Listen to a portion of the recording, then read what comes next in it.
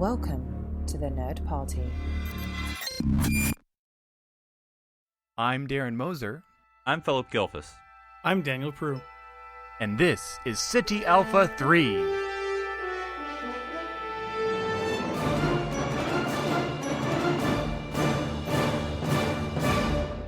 Hello and welcome to Ceti Alpha 3, a Star Trek podcast.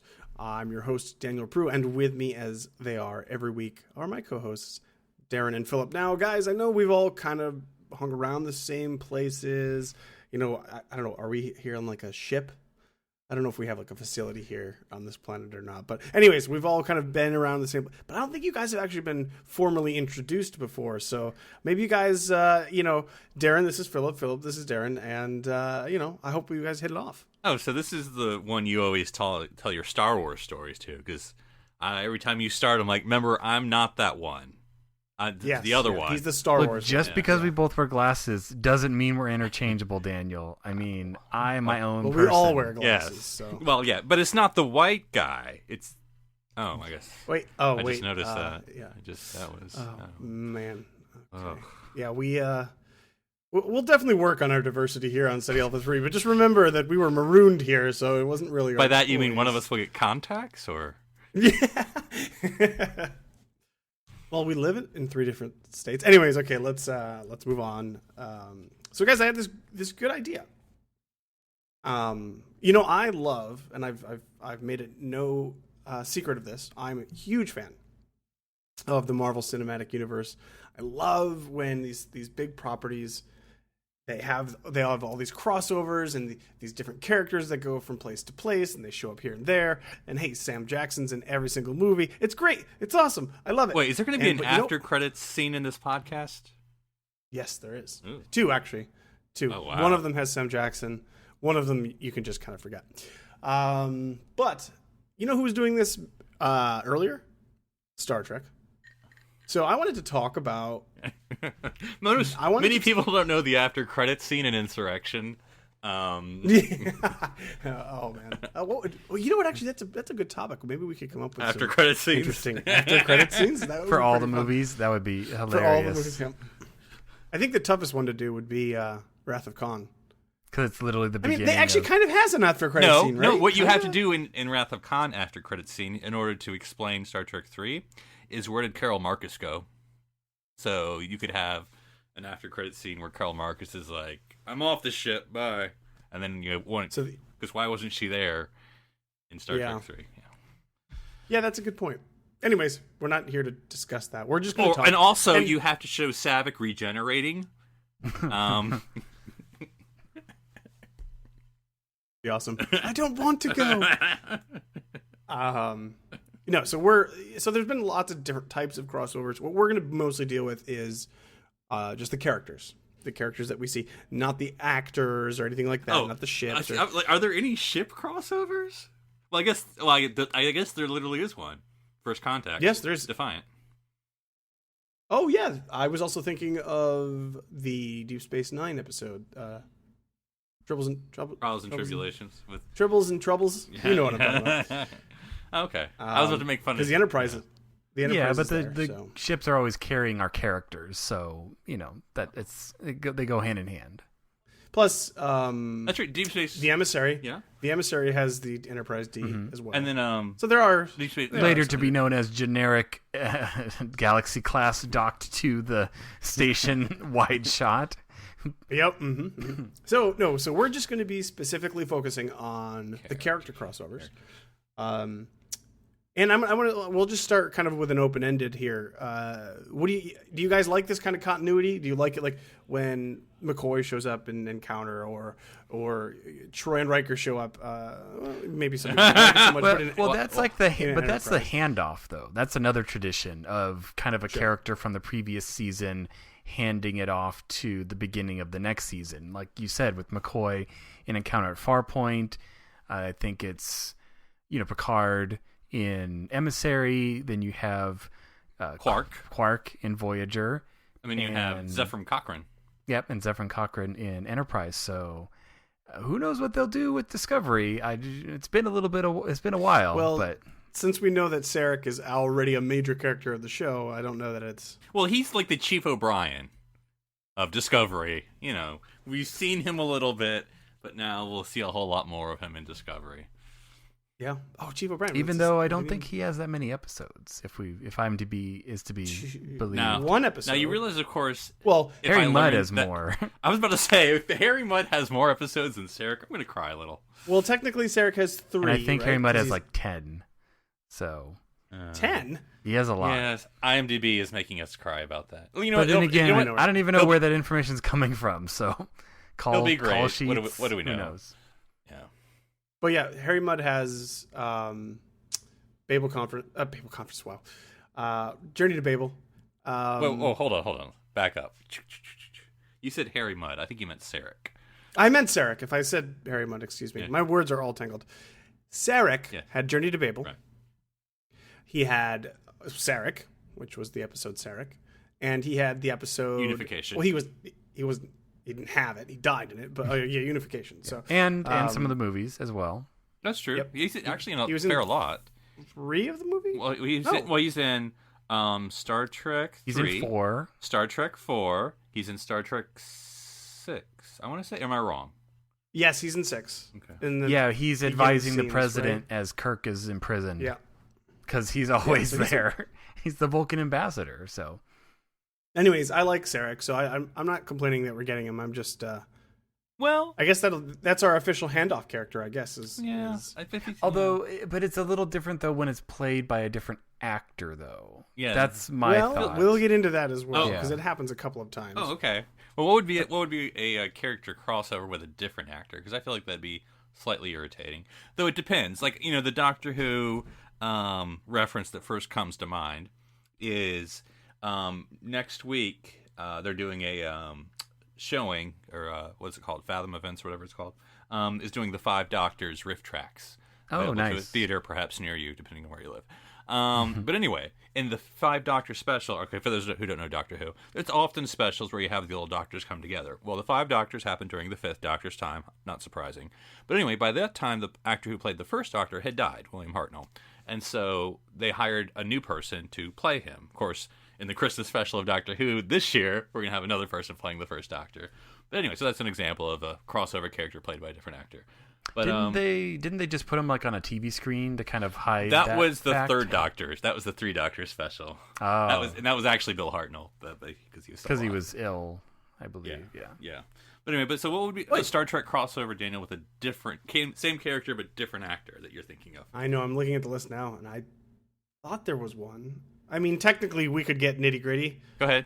That's what we do. Because wasn't one of the... Maybe I'm wrong, too. I'm trying to think here. Wasn't one of the... shoot, what are they called? The Klingon sisters. Oh, the Duras sisters. Or the Duras sisters. Wasn't one of them recast, I believe? I don't think so. I don't believe so. No? Oh. All right, maybe I'm wrong. Okay, so maybe there's not. Now, if we're talking about Tasha Yar, though, I mean, she comes back in all sorts of ways, but I don't think that's exactly what you're talking Daniel about. said characters, not actors. So yeah, we're talking characters. So it may be the case. Although that, Ethan Phillips does technically play a lot of different characters. We're also not talking about actor crossovers because if Star Trek would be that would be so well, like I mean, like you have well, let's talk about the Q in the room because that's where I first think. You know, I mean, the Q in the room. You want to start with Q? That's an interesting place to go, but I mean, unless you have a better spot to start. No. I mean, well, I think with Q, here's my question. I mean, I was going to ask, is he a different Q? And of course, you could argue, well, of course he is. If you see time linearly, that he's growing as a character.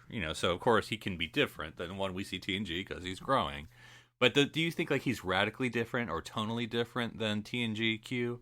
Or do you think it makes sense that that's the same character? I never would think that it was a different character. Yeah. Well, I mean, you know what I mean. Like he's being written very differently than he was on TNG.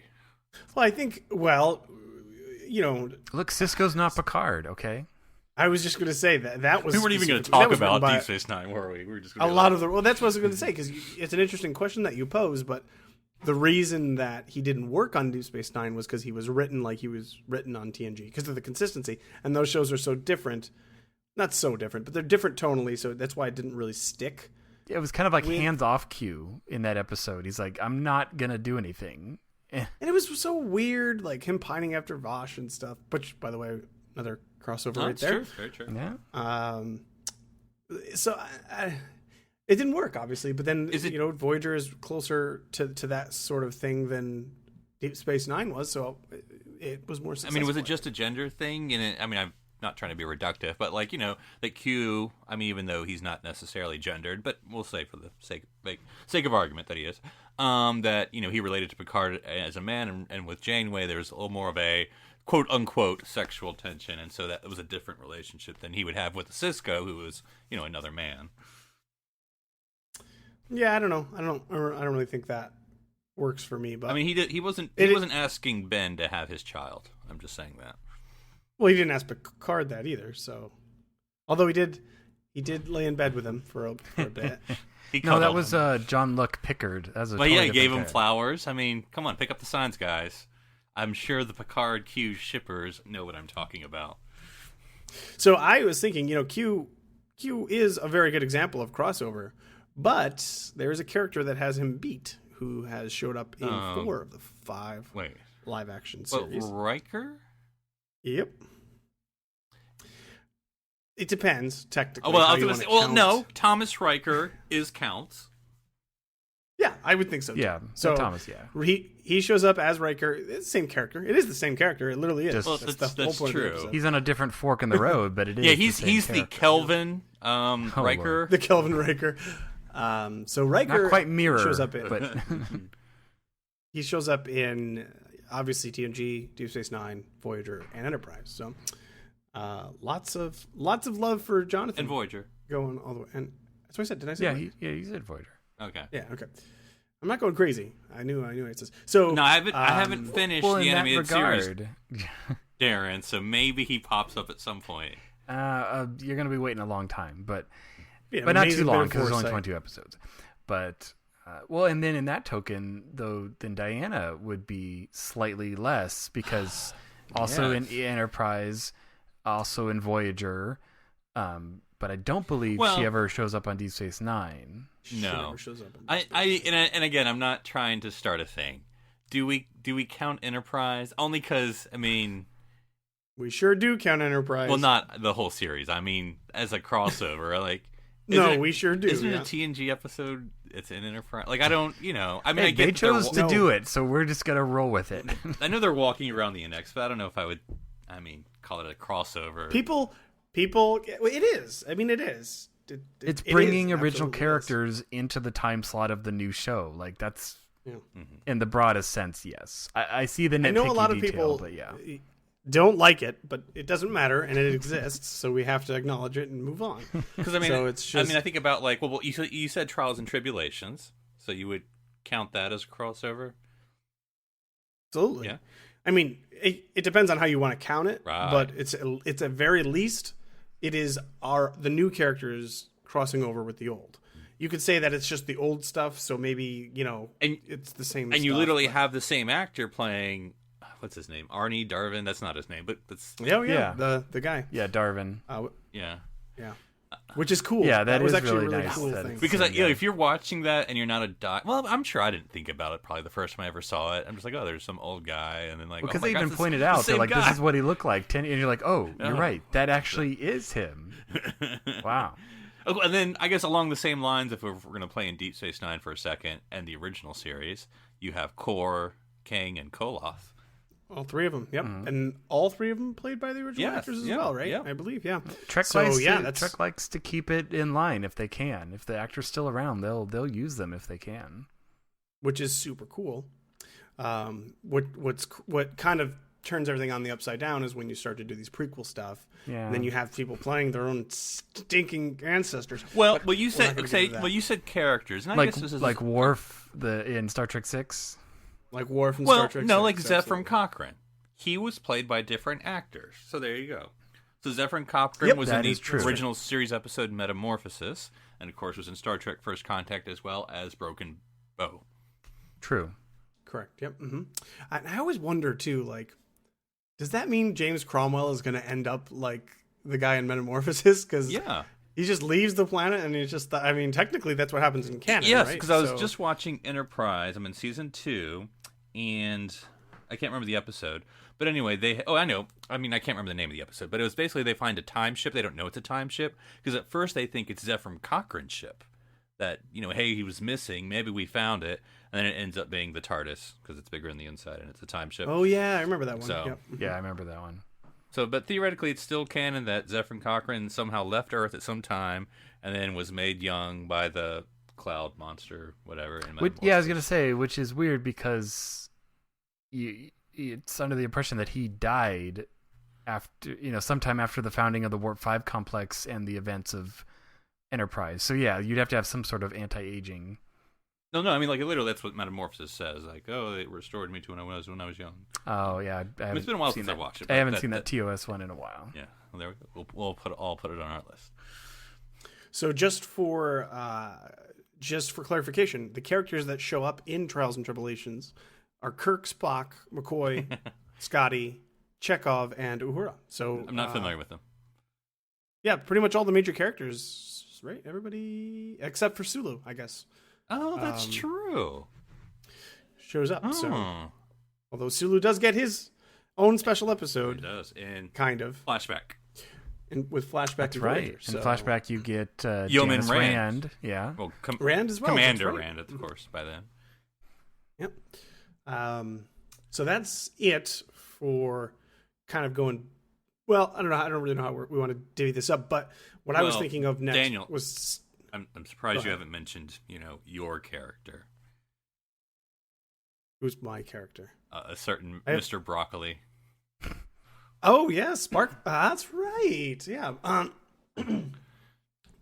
Barkley obviously shows up in Voyager. Well, just 2, right? Yeah. He never shows up in Deep Space Nine, so it's just Voyager. He has an extended, probably almost equal screen time, I would think, or close to it. I don't remember the episodes specifically, but a handful in both TNG and Voyager, and he drags along Troy for a good chunk of those. Yeah, I mean, I'd say all of so. Troy's are Barkley episodes.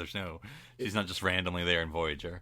Would you count the Borg Queen from First Contact as well? Oh, yes, yes. That would also be played by a different actor. No. But except for in Endgame, it is the same. Right, but there is that character that is played by 2 different. Yes. Now, yes.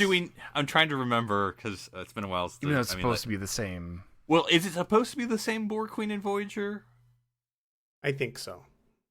I mean, you're thinking. Although her so species changes 3-dimensionally. Yeah, I can't think 4-dimensionally enough to figure that out, but they never really explained that, though, did they? I think they just always feel like, as far as the Borg feel it's concerned, it's always one queen. Maybe even if they have to rebuild her or bring her into another location. We have the technology. She's got a backup module here in the Unicomplex. It's actually the Borg Queen A. They just happen to be Oh, building no. a new We Borg had her in Queen. the closet the whole time. Oh man, We're home. your idea of kind of a regeneration or a different character is an interesting one, Philip, but it falls apart when you realize that they got the same actress back for Endgame. Right. And then it's just That's like, wait true. a minute. Then they so come they're back. implying that it Sometimes- should have been the same one. Well, sometimes you like to go back to some of the old classics. Yes, okay. So Broccoli also shows up in a bunch. Are we going to of count episodes. Worf, even though he becomes a series regular? Well, then you're going to We're do gonna- Chief O'Brien And Yep, O'Brien. both Worf and O'Brien count as crossover characters. Worf doesn't show up in anything else, and neither does O'Brien. So yeah, they're just TNG Deep Space Nine. But obviously, especially O'Brien there in the beginning, is a significant character on that show. Isn't Morn in Caretaker? Oh, you're Yeah, probably right. You're probably right. I think he probably is, I mean, but that gives him a spot between 2 series right there. Let me see. I mean, how much is there to say about Morn? Morn does show up in that scene. Yep. And isn't the Dabo admiral wheel? that wishes Janeway off? I'm pretty sure we've seen him in other series. Like he was more. Well, there's Admiral. No, not Ross, but Admiral Nechayev shows up in TNG and yeah, Deep Space that's Nine as true. well. Yeah, Oh, we that's do get true. some Admiral admirals that Nechayev. cross over. Well, see, and this is what I think you're coming down to, Daniel, or at least I don't know if you really are, but I know this is what you want to come down to, that never necessarily happened, that what you wanted and what I wanted, and maybe what some other people wanted, but maybe not everyone, was a continuing story crossover. And I think with Nechayev, it wasn't perfect, but she had the Maquis storyline. So she was with TNG, and I'm not clicking on the episodes, but I'm sure y'all remember. But she had, I don't know if it was with the Native American planet or something. I think it was. Well, I mean, I know she was in a few, but anyway, there was a story where she was in TNG, kind of talking Maquis, because I know that's not necessarily per se that. But anyway, and then you had Deep Space Nine, where she's with Ben, also talking about Maquis. I think that was early in the episode, the Maquis, but I might be wrong. But anyway, she sort of, that's the one time though there was kind of sort of a little bit that much story crossover. And I think, when there's, Discovery's going to be on by itself, and most of these series, when you had Voyager and Enterprise, obviously you couldn't really marry those. I mean, you could theoretically, I suppose. Actually, that would have been awesome if you could have married. They were not at the same time, weren't they? Like, wasn't it the end of Voyager and then start? Oh, am I making that up? Yep. Oh, the Voyager was on its own. Oh. Yep. Okay, well then never mind. And I'm trying to remember the episode. Is it Emissary that I'm thinking of, where Bashir meets Data? No, it's that is Birthright. Yes, it's Birthright. Okay, part so 1. Data technically doesn't. So it's Bashir ending up on both shows, not Data, because it's a TNG show. Mm-hmm. Yep. Although Data is briefly mentioned in Voyager Missile or Warhead. Oh yeah, or Prototype. No. Prototype. Oh, Prototype. Yes. That's what it is. Yeah, Prototype. We're nerds. That's what you pay us for. And actually, no, but there is a slight, and this is breaking my rules a little bit because this isn't a character crossover. Breaking the rules you've just made up.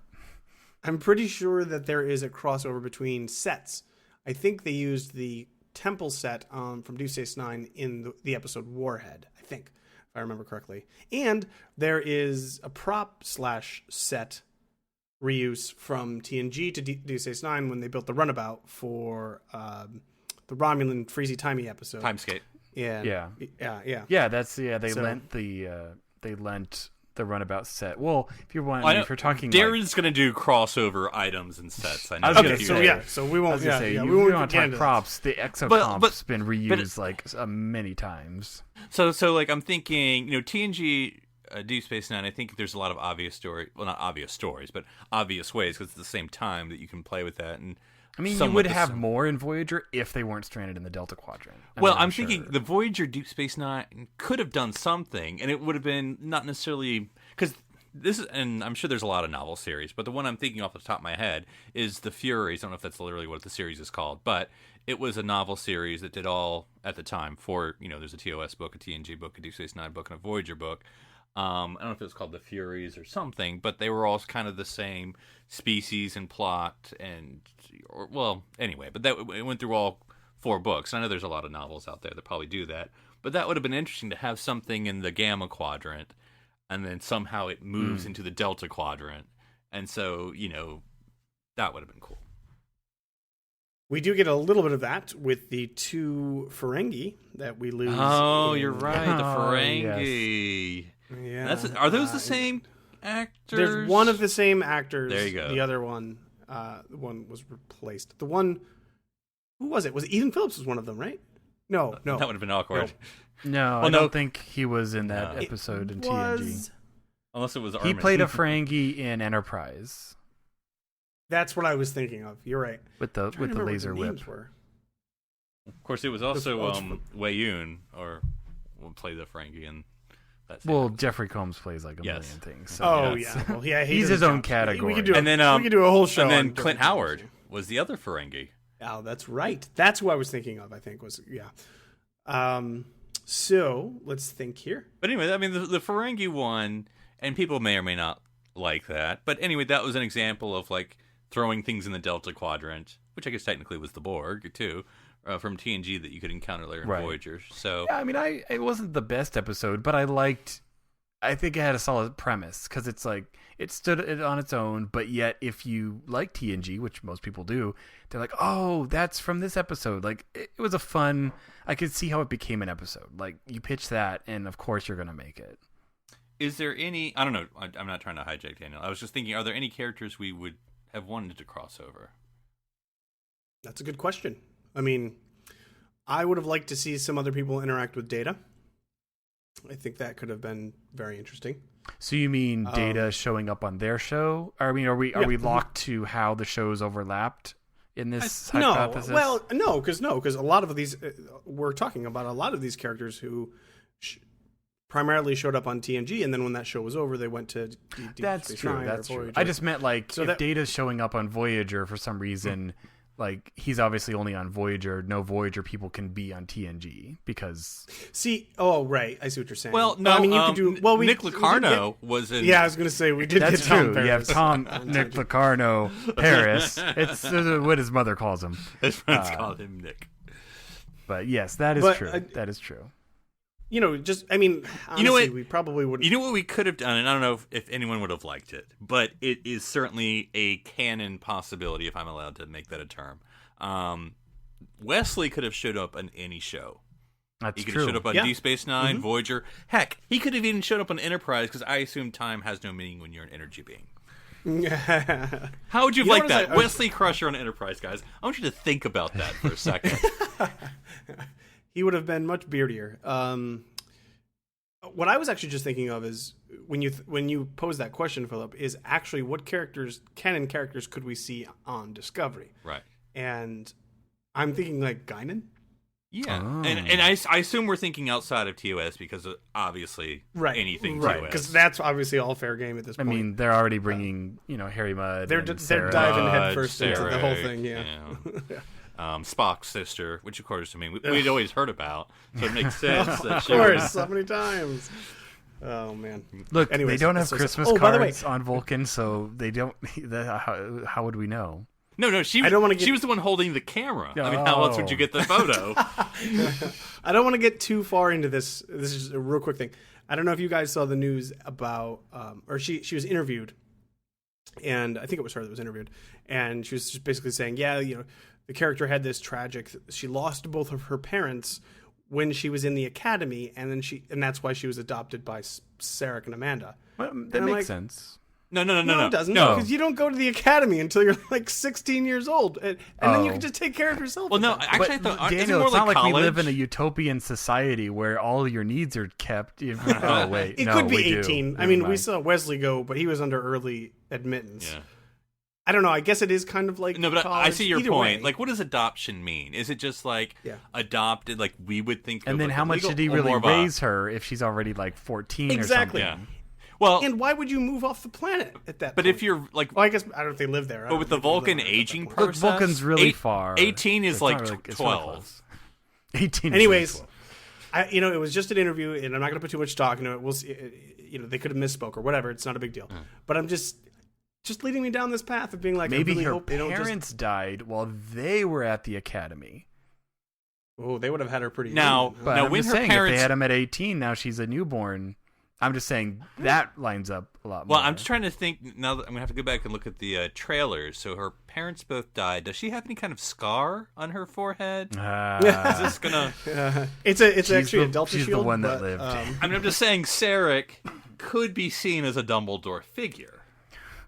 Dumble Sarek. Yeah, I guess. Anyways, okay. So Close that book real fast, Philip. Let's not get into it. Let's see. Is there of course, we're forgetting the different versions of the Doctor and/or Zimmerman. Yeah, that we see. That's true. And you could argue that that's. I mean, it's a different entity, but it's a similar. It's the character. I mean, Dr. Zimmerman makes himself, a pattern for the Doctor, and so we see the Doctor on First Contact on Voyager, and then of course you see Zimmerman and the Doctor in Voyager, and Zimmerman in Deep Space Nine. So Yeah. So we see, and that's such a good episode too. We hadn't really talked too much about like the quality of these events, but I really like that message episode. in a bottle. No. Well, yeah, I mean, there's message in a bottle, but I'm thinking whatever that episode's called with Dr. Zimmerman, because it's a mostly TNG cast for a Voyager That's episode. True. You have the Doctor is the only Voyager character with Barclay, Troy, and Dr. Zimmerman, who technically is not a Voyager character because we first saw him in Deep Space Nine. I want to say, correct me if I'm wrong, I might be wrong. Zimmerman, I believe we did first. I mean, by name. When they're going to use Bashir for the Mach 2. Yep. Dr. Bashir, I presume. Fell through for Andy Dick. And that's when because of the whole scandal, eugenics scandal. Yes. That's a great episode. That's a really good episode, and it's a cool use of this in-universe continuity, this canon that you have built up, and this is kind of why I wanted to talk about this. We'll get back to the characters in a bit, but I wanted to just really, I know. I just wanted to say that like the richness, like this is why I think Marvel is knocking it out of the park right now. Well, it has been for several years at this point, obviously, but like this shared universe stuff, we're kind of obviously knee deep in it at this point, but back in the 90s, this was not big on TV or anything like that. I mean, the only other thing I can remember, and keep in mind I was young, was Xena and Hercules. Right, who no, would yeah. cross over from time to time. You did Buffy- have and some Buffy with Angel. Stargate. Buffy Angel. Stargate does and it Stargate, as well. Yep. Mm-hmm. I mean, they're more in sequence, but when you have this spin-off show like Atlantis, you had some of the main characters, and you had some of the main SG-1 characters in the pilot of Universe. So what I'm thinking is if in a hypothetical, Discovery comes out, knocks it out of the park, it's a super success, and they come out with another show. Is this the Con series that we're going to talk about? This can't be the Con series, but I don't know. Maybe, I guess it could, and they could be creative. It's Star Trek after all. There's time travel all over the place. But I would love to see more of a shared universe Star Trek. I mean, obviously, like we're talking about, they've done this and they did it well, I think, and I would love to just see more of it. Yeah, because I think obviously as Star Trek fans, we love our canon, and sometimes we love it too much, and that's fine. And sometimes you don't have to love it, and that's fine too. But I think like when it kind of comes together, and then you're like, oh yeah, that's because of the thing, and oh wow, it's awesome.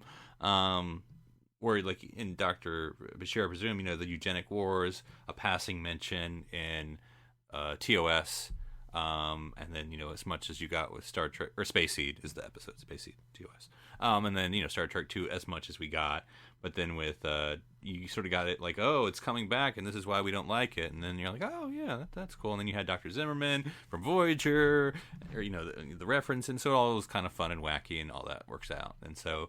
With like you said, the prequel series, you sort of have like, you can't necessarily get that as much. I mean, you can, as far as like maybe stuff we've heard of, or like they visit a planet that maybe we've heard of before, but you're not necessarily going to have that clicking together because can't have a character from the future. You could, but yeah. Another of the bazillions of reasons why. That's okay. But the interesting thing that, and again, could-haves, would-have, should-haves, it's not, whatever, but that theoretically the rumor mill, or maybe it's more than the rumor mill, that Fuller wanted an anthology series that every year would be kind of leading up, and then would go through the ones we know, and then would go beyond what we know. So that would be cool, Yeah, so. Fortunately, it wasn't meant to be, I guess, but... So I've got a list here, and I'm just going to kind of rapid fire go through the rest of these, and just stop me if you want to just talk about them. Well, the Duras sisters were, they were crossover characters. They were. I was also thinking of Janeway in Nemesis. Yeah. I'm not Admiral. familiar Nemesis, right? with that. Is that Admiral Janeway? it's not clicking. She gets promoted before Picard. Right. Well, he's just there, and people are just going by him, and he needs to start thinking about his career. When are you going to sit down, Jean-Luc? In this desk. Don't let them promote you. To be fair, he did have a living legend tell him, don't get out of that chair. Right. So maybe he took that advice to heart. Right. Meanwhile, his chair is being destroyed, but, that was... Well, they'll build plenty more. There's lots of letters left in the alphabet, Philip. We have built your chair, the chair A.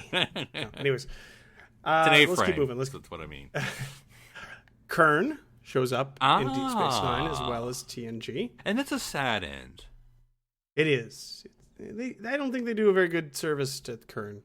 Yeah, you know what? He has kind of a tough life overall, I think. Yeah, I mean, he has to pretend to be someone else growing up because I guess they're hiding the fact that he's Moog's surviving son that didn't get rescued. by Starfleet, and then he meets his brother, after like 30 years or 20 years or however long it's been, and he's like, hey, we're together, and then they still kind of have to keep it a secret, but then they finally get to be out in the open, and hey, and then they have to be in shame again, and then he gets more shame, and then he memory wipes, and then he just forgets him. Yeah, that's sad. Poor Kern. Yeah, that is sad. Well, I mean, he did serve. I mean, when you're making your list of first officers of the Enterprise, you have to list Kern because he was technically served as first officer on the Enterprise D. I will try some of your dead replicated bird meat. I wonder maybe Kern would have been a better parental figure for Alexander. Well, anyone, Alexander, of course. Thank you, Daniel, for bringing that up. So Alexander, of course, we see another. Oh man, I wish I didn't even bring him up. He has another. Well, He's somebody different actor, right? Played by a different actor. Yeah. I assume, right? That's not just Brian grew up in Deep Space Nine. No, that is a different actor. Okay. So he shows up in 2 episodes, I think. Well, he's in the wedding, obviously, but I think he's in the one before that. Yep, where he tries to work on a ship and it just doesn't becomes the mascot. Yeah. Yes, it's called Sons and Daughters. Mm-hmm. Is the episode where he is on the ship. So, let's see, Gowron. We can't forget him. That's right. Oh gosh, he's like everywhere. Yeah, he shows up. Those eyes pretty heavily in TNG. Mm-hmm. Yes, they do. And then pretty heavily in Deep Space Nine as well. A very significant figure. We get to see the rise and fall of we Gowron. do. And in fact, it's all Worf's fault. I mean, from the start. In both ways, yes. Yeah. I mean, he's like, hey, you want to be the main dude here, and then I'm going to kill you in a few years, but you get to be the dude, leader of the Klingon. Yeah, I feel like it kind of reminds me of the Halloween Simpsons episode where it's Kodak or Korn and Kerr and whatever. Kor. I know they're all named after Klingons, right? Kor and Kodak or whatever. They're pretending to be Clinton and Dole, and they're like, haha, thanks to your system, you have to vote for one of us. And so I'm thinking, like, that's the same thing with, like, Worf kills Duras, and it's like, well, who you gonna vote for? It's Gowron or don't vote. So I guess. So the Klingon Empire is a two-party system, apparently. It has some form of democracy, right? Because you have to, they're getting votes, right? So after the killing. What I'm just thinking is, like, imagine you're a citizen of Kronos, and this unelected guy keeps getting in the business of, like, killing people or deciding who is the next leader of the Klingon Empire. I don't know. I'd be upset about Worf too if I was. Worf's like, I don't know, Carl Rove or James Carville with a knife, because he interferes too. Well, he only interferes on Worf's behalf. Well, no, it's not like he's doing it of his own. Kim Peck invites him to interfere. So. Oh, that's right. Yeah. Mm-hmm. Yes, he does. He says you're the only one that can be impartial. And also, I can't get up because I'm too fat. So, anyways, we will keep moving on. Of course, we have Captain Geordi LaForge that shows up in Voyager. Well, as well, not real Voyager. Well, okay, alternate futures still count. Do they? Well, here's an interesting thing. So, do we count Spock as crossing over in the JJ film? Oh, absolutely. No, that's Prime Spock. That's what I'm saying. Spock is a crossover. Oh, absolutely, that counts. Yeah, totally. But he only crosses over with his own characters. Yeah. So it doesn't really count.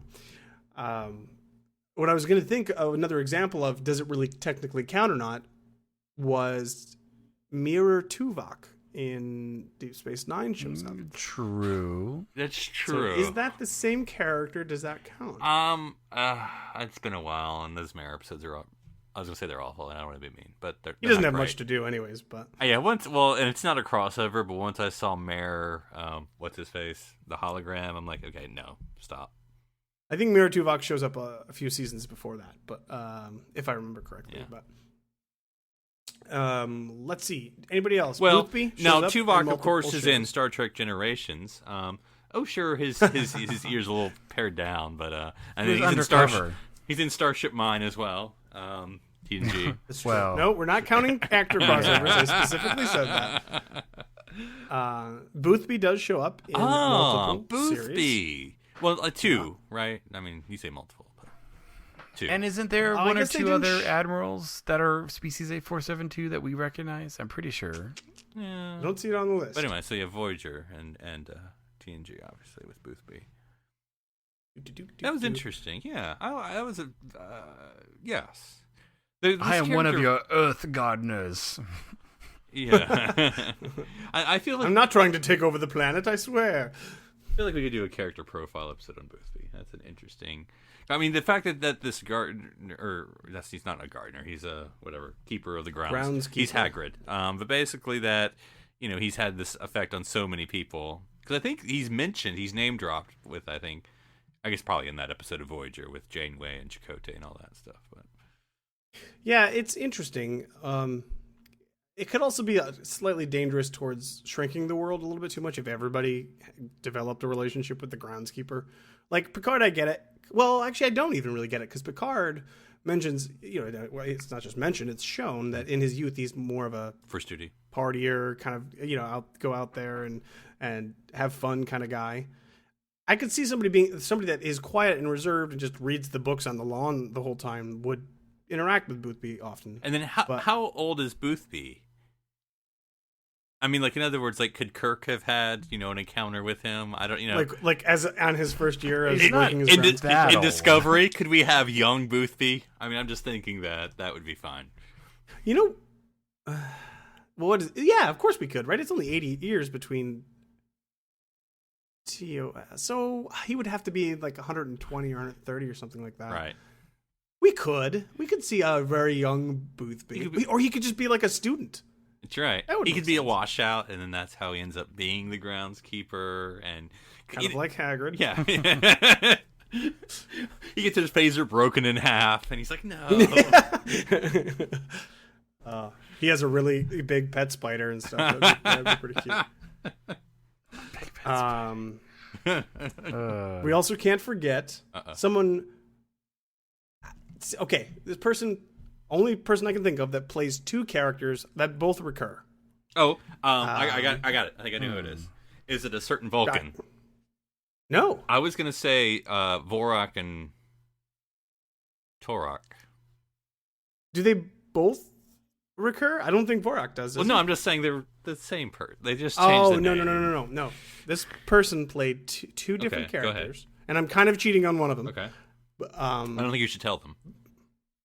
All right, so let's see who can get. No, I am going to tell them. It's of course Luoxana. Oh yeah. And the voice of the computer. No, just stick with Luoxana. Okay, yeah, yes. Who is actually, that is the person that has been in the most Star Trek. Well, yes. So, just saying. Yes. But yes, of course, Luoxana. We get some episodes in Deep Space Nine that focus on her as well. Right, and I don't know. Maybe people feel like she's shoehorned in for some TNG help of Deep Space Nine, but I think, in as much as Odo and Luoxana, but it works whether you like it or not. I think they work together. It's an interesting little pairing. Yeah, they're not a terrible pairing, and I mean they don't really get a lot of time to go through that, but they get married, Darren. Okay, that is true. But she has she has an odd storyline, okay? I mean, you go through TNG, she has the not wedding, and so that's Haven. Yeah, no. That's Troy having the not wedding. No, Luoxana has it. I can't remember the name of it. But anyway, she shows up naked. We all remember it. But it ends up scaring the guy off. But like in Deep Space Nine, she's pregnant with actually the guy who plays one of the old Klingons. Kor? Anyway, it's that actor. Oh, really? I didn't know that. Yeah, I'm probably saying the wrong Klingon name. But anyway, he's the same actor. But anyway, and so that's weird, right? That she's not that it's weird that she's pregnant. It's the 24th century. They do whatever they want. But like, what happens to the child? That's what I want to know. How come Deanna never talks about her younger sibling? The children. She's got a whole planet of people to take care of the child, I guess. Yeah. I don't know. Maybe she doesn't want to. And so that's it for my list, except I guess, Philip, that now that you have it in my head, I'm trying to think if there's any crossovers. Yeah. Okay, well, we just go so. We're not can't go by so Enterprise.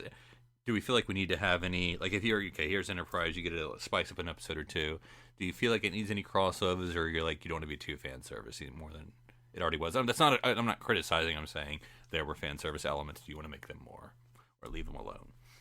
I mean, what was the mirror episode for that? Oh yeah, In a Mirror Darkly parts 1 and 2.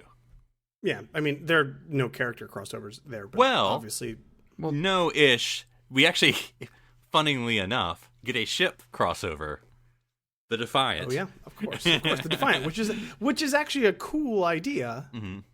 I like that idea. I like taking because crazy stuff happens in Star Trek all the time, and we never see the ramifications of it. Things disappear and just go away, and then we never hear from it again. It's awesome to pick up on already that mentioned 10 Wesley. years later. Yeah, and and just to have it by the way, that thing that just randomly happened. This ship disappeared and went into the ether. Here it is, and it kind of messed things up, And I really like those kinds of elements, and I hope. And I'm sure that there are things that Discovery could pick up like that. Yeah. That would, I think it's a bit of a danger. I think the writers that tend to do that a little too often and a little too on the nose. Yeah. But I think that's a really good example of an event that you wouldn't normally, you're watching the episode, maybe you're like, oh, I wonder whatever happened, but you never really dwell on it. And then to pick it up later on, it's subtle, it's nice, and it's a really cool way to tie those two things together. Just it's fell through space-time, and there it is, and blah blah blah. So I hope that Discovery does that with a little bit more subtlety, a little more deftness, and they don't just kind of throw it in our face and by the way, she was Spock's sister. You know what I mean? I hope that they're a little bit more column A than column B. But Yeah. I would love if that's how everyone introduced, this is have you met Commander Burnham? Oh, Spock's sister. And she's like, well, I'm my own person. You don't have to. No, you're really not. I don't have to refer to me as Spock's. I mean, he's younger than me for one thing. So, so Enterprise, obviously, okay. So TOS, I mean, that's kind of hard to do because it was the first. So no. So TNG, is there? I guess well, we did do it in TOS though. They did it very well in TOS with Trials and Tribulations. Okay. It is after the fact, of course. I know, but and then of course, TNG did it with TOS characters. You had Scotty. You had McCoy. I mean, I don't count that. McCoy, it's 5 seconds. Yeah, it was more Scotty, I guess. But yeah, Generations. That's true. That happened. That was the thing. That was a thing that happened. And then Spock, of course, Spock. Unification, parts 1 and 2. Spock. And Sarek. Yeah, so I mean, really, I think Deep Space Nine Voyager was really more the time to play with it. Of course, I mean, TNG. Well, you have Deep Space Admiral Nine. Cartwright went underground and became Ben Sisko's father. So I mean, no, I'm just kidding. We're not talking about actor crossovers. So, but yeah, I mean, he gets arrested. He's got to be rehabilitated. He moves to New Orleans, and before you know it, he's got the best combo on the East Side. Has a child with a prophet. Mary's a prophet. Yeah. God, that should Totally, be my and he next changed his topic. name. Totally could be the same person.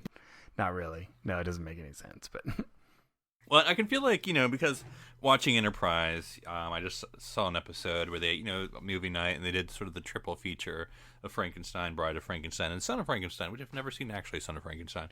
But anyway, so I'm thinking So I Married a Prophet could be a good 24th century horror thriller, maybe.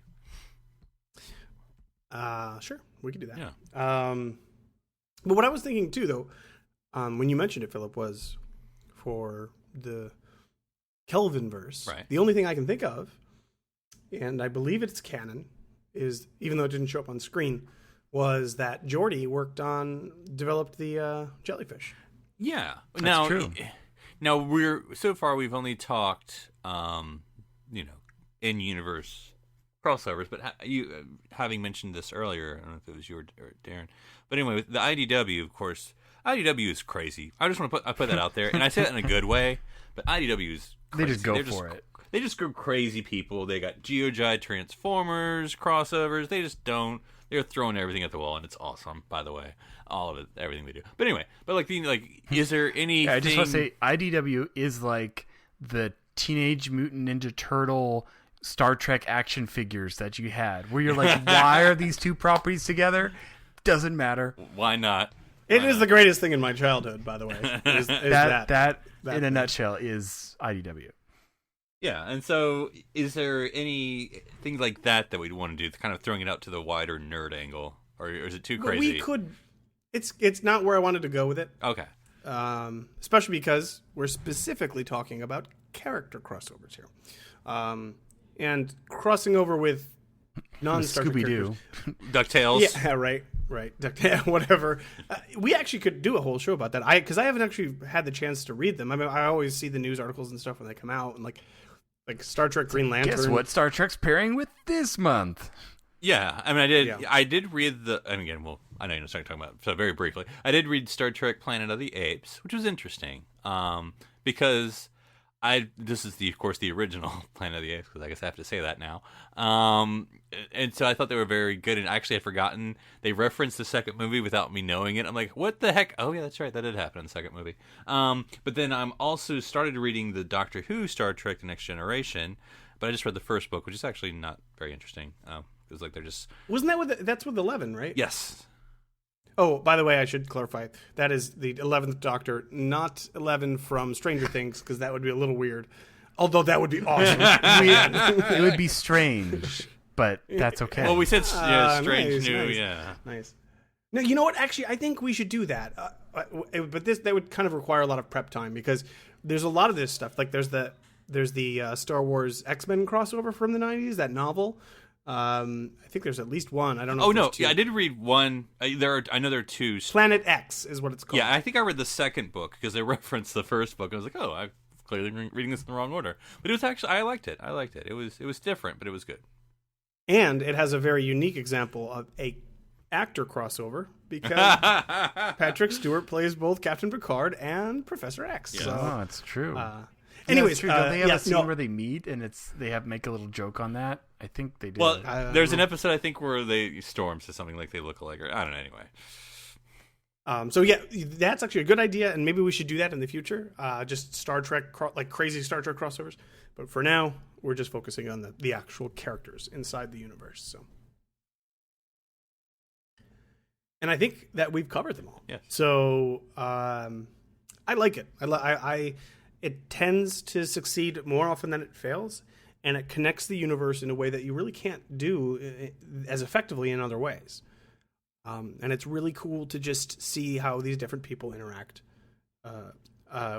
with somebody that they normally wouldn't. Of course, over the course of 7 seasons, we get to know these characters pretty well from their interactions with the other 6 people on the ship. But when you throw them against, when Worf comes on Deep Space Nine, and it's like, okay, he has to change. The people around him have to change. It makes this new dynamic that is very interesting and rewarding a lot of times. So, and I love it. I love it as a fan, because I'm gonna see it all anyways. So it's really cool to call back to that stuff that we've done before. Now, Daniel, this isn't a crossover, but I'm talking about a potential crossover. I know you're not always the biggest fan of Voyager. I know you like it, but not always the biggest fan. But how about this for this character showing up in Voyager? And I'm thinking about this with Captain Janeway, and I think it'd be very perfect. Ardra. Oh, actually, that would be really cool. I would definitely get behind that. I would love to see. It would be a very similar episode, I would think, because Ardra would be pulling that same kind of nonsense, and Janeway, just like Picard does, would see right through it. She's just as skeptical. That would be really cool. I actually think that's a really awesome idea. And of course, more Ardra would be great. So, we should come up with a whole. We'll do that later. We'll come up with a whole host of potential, or they all have to their own crossovers. They'll have to have Devil in the title every time she's in it, like Q. Yep. Does that mean she made like a uncredited appearance in The Devil's Due? I thought that's the name of her episode. Oh, not Devil's Due. I'm sorry, The Devil. She in the did. Yes. She did make an appearance in that one. Was she the Horta in The Devil? No, in she was the actually Dark? one of the eggs. Oh, nice. It's 85th from the right. Nice. Oh shoot, I was gonna go somewhere else with that, but I don't know. Feklar's Revenge. Write it. Nice, but there's no devil in that title. Feklar went down to Georgia. Oh man, shoot. Because then you could do a B'Elanna Torres connection. I mean, I'm just throwing these things out here. Did they? Oh, they didn't show Feklar. Did they show Feklar in Voyage of Barge of the Dead or Damned or whatever? They mention him. I'm almost certain of it. Oh, maybe they do. But I don't think they show him. But because isn't that what it is? It's bringing you to hell essentially, right? It's which has a name that I'm forgetting now. But yes. Oh man, I can't remember either. Anyways, so that is character crossovers. Let's do some closing thoughts. I've already done mine, but Darren, you haven't talked in a while. Why don't you tell us what you think? Yeah, I think, again, this is probably the biggest sticking point on why some of us are disappointed that Discovery is set in a prequel time. I mean, not that it's not going to be good. It's just, it is leaving a lot on the table in that regard. And we were spoiled in a way of having 3 shows stacked for this, 15-year span of Trek where it was all Trek all the time. And so we're like, well, why don't you just set it? You didn't even have to set it far in the future. You could even set it in the same time. But all that to say, we were spoiled by these crossovers, by these characters, getting to meet other characters that we grew to love. And by having it as a prequel, there's not as much opportunity for that. Needless to say, though, if this is harrowing in a new era of Trek, and we're going to get the same thing as 87, which, lines up 30 years. So 30 years later, we're launching this next 15 years of Trek. If we get 15 more years of Trek in a single span of 3 or 4 other shows coming out, I'm all for it. More Trek, more to talk about, and then maybe they can start to interact with each other, or maybe, like other people have suggested, have spin-offs that are set in times that while we still have these actors that are great actors, they can come back. But if not, I still think we're going to get some great new stories. So, especially as nostalgia is king. I mean, how many box office movies are remakes or reboots or whatever based on nostalgia? So, in a way, Star Trek's already been doing that, just in the present. The 90s rule, Gen X. Yeah. Gen X. Exactly. Yeah, and again, I think Discovery, is promising that it's going to be, very serialized, and it's going to be sort of compact, and I think it'll be new and interesting, and I'm looking forward to it. But they could have brought that modern TV storytelling to, whether it was post Voyager or whatever, but then to sort of doing that more crossover thing that we never really did see fully in the Star Trek that we know. It would have been cool if they had brought that storytelling and modern television to sort of the 24th century or latter, and then we could have seen it more of the crossovers and the more, it can't just be fan service. I'm not just saying crossovers for the sake of crossovers, but that would have been cool. So anyway, I agree, Darren, it's limiting, but again, we're looking forward to Discovery. We're not just here to bash it. Just saying a lost opportunity is all. But yeah, I agree. I think they could have been more crossovers, again, not just for fan service, but for stories, for a continued story across settings, because you could have the same villain or the same problem or the same whatever, but each series, of course, is so different and characters are so different. It would have been dealt with differently, but to see the common problem dealt with, how, it comes aboard the Enterprise D and something with the Enterprise, we see Picard, outthinking and defeating it, but then it somehow makes its way to the Gamma Quadrant, and, Cisco and company would do it completely different, of course, in a good way. And so I think that would have been interesting to see attacking similar issues among the series, because each series would have its own flavor on how to do it. So disappointed we didn't see more of it, and not just to have cameos, but to have actually sort of real meaning and stories with these crossover characters. Yeah, I'd say the only thing that, I mean, I would have loved more of it, obviously, but the biggest opportunity wasted for me would have been like just a super crossover with all 3 of the big shows at the time, with TNG, even though it had ended or whatever. However you wanted to pull it together, and it would have been difficult, I understand, logistically, because of Voyager being so far away and stuff. But, this is science fiction, and you could do it in a good way. And to have like all 3 of the actual Star Trek crews at the time together for one adventure would have been awesome. Yeah, I mean, you look at I was talking about the Doctor series early, but like there's a tradition in Doctor Who that every 5, 10, 20 years, you bring together the old Doctors or whoever's around. The 50th, we had 2 and a made-up third one. But, that's sort of the tradition. And so every now and then in the franchise in Star Trek, I don't think there's anything wrong with sort of having an excuse for everyone to come together for something. Yeah, and then exactly. You don't have to do it all the time. A super event. And it's like, maybe it was harder to do back in the 90s, but, in this world of Avengers and Defenders and Justice League and all of these different properties now that are bringing together ridiculous amounts of characters and actors together. I can see it now. I think it's Star Trek Justice. I love it. Assemble. All right, that is it for us this week, guys. But, Philip, if people wanted to read your Feklar fanfic, how would they get a hold of you? Oh, man. That's some good alliteration right there, Daniel. Yes. Yeah. And they'll have a devil of a time reading it. They can find me on Twitter. My handle there is NC Public Servant. And Darren, if you wanted to show up in that fanfic, how would people suggest how that would happen to you? Only if it's in Georgia, because that's where the Feklar Goes Down to Georgia takes place. Well, wouldn't a golden fiddle sound terrible and out of tune? You're overthinking it. You're overthinking it. It's sci-fi. It's sci-fi. Look. If that's your sticking point in Feklar Goes Down to Georgia, look, Daniel, you're not even giving it a try. How about you hear the fiddle first before you criticize I'm not making Feklar Goes Down to Georgia for the fans. Okay, I don't care what the fans think. They're gonna watch it. This is for the casual folks. This is for we got to break new ground. Oh, man. So they can find me on Twitter under username Dr. Sci-Fi, DRSCIFI. And if people want to get a hold of me, they can find me on Twitter at OneUpDan. That is the number one, as in Ardra is still the best. All right, Philip. Ardra! Philip, we had a bit of a mix-up last week at the end of the show. Thought maybe it was your week this week, but it's not. It's your week next week. So tell us what we're going to be talking about. Well, next week, we're going to be talking about the unique positions in each of the series, because I talked about each series does things differently, and you've done series in the past about the doctors and the first officers and all that. And so I'm going to talk about what each series brought as a unique ship or station position. I think chef. There you go. Yeoman. Yeah. Right. Yeoman Chef was a great character. Yeoman Chef.